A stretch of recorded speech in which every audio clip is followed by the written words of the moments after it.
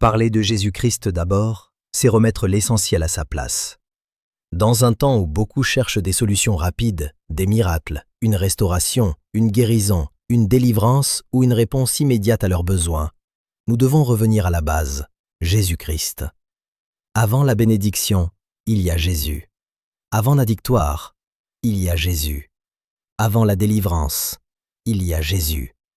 Avant même de parler de la vie chrétienne, il faut parler de celui qui en est la source. La Bible nous montre clairement que Jésus ne doit pas être un sujet secondaire dans notre message. Il doit être le centre. Dans Colossiens 1, verset 18, il est écrit qu'il est le commencement, le premier-né d'entre les morts, afin d'être en tout le premier. Cela veut dire que Jésus ne veut pas seulement avoir une place dans notre vie, il veut la première place. Jésus n'est pas seulement un personnage biblique important.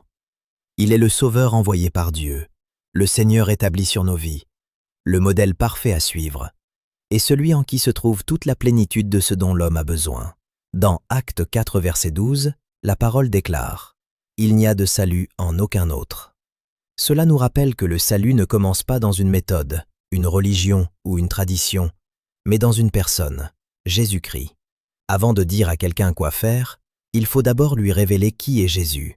Avant d'enseigner des principes, il faut annoncer Christ.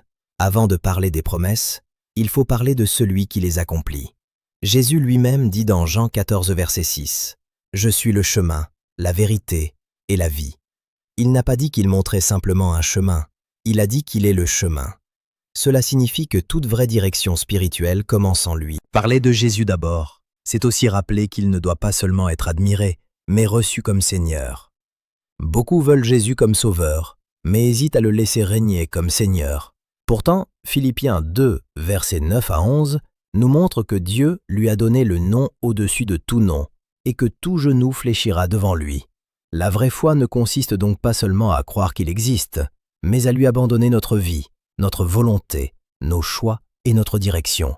Parler de Jésus-Christ d'abord, c'est encore ramener les regards sur le modèle parfait. Dans Hébreux 12, verset 2, il nous est demandé d'avoir les regards sur Jésus, le chef et le consommateur de la foi. La vie chrétienne ne se construit pas d'abord autour de nos émotions, de nos raisonnements ou de nos capacités, mais autour de Jésus. Il est l'exemple parfait d'obéissance, d'humilité, de consécration et de dépendance au Père. Enfin, parler de Jésus-Christ d'abord, c'est comprendre que tout ce que Dieu donne passe par lui. Dans Colossiens 2, versets 9 à 10, il est dit que toute la plénitude habite corporellement en Christ et que nous avons tout pleinement en lui. Cela veut dire que lorsque nous mettons Jésus au centre, nous ne perdons rien. Au contraire, nous trouvons tout en lui. La paix est en lui, le salut est en lui, la vie est en lui, la force est en lui, la restauration est en lui. En réalité, la foi chrétienne n'est pas d'abord une liste de règles, une culture religieuse ou un ensemble d'habitudes. Elle est une relation vivante avec Jésus-Christ. Jean 17,3 nous le rappelle. La vie éternelle, c'est de connaître le seul vrai Dieu et celui qui l'a envoyé, Jésus-Christ.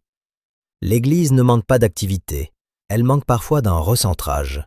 Le monde n'a pas besoin d'entendre d'abord nos opinions, nos méthodes ou nos émotions. Il a besoin d'entendre parler de Jésus-Christ. Car quand Jésus reprend la première place, tout le reste retrouve son ordre. Alors avant de poursuivre, arrêtons-nous ici un instant. Avons-nous vraiment mis Jésus en premier ?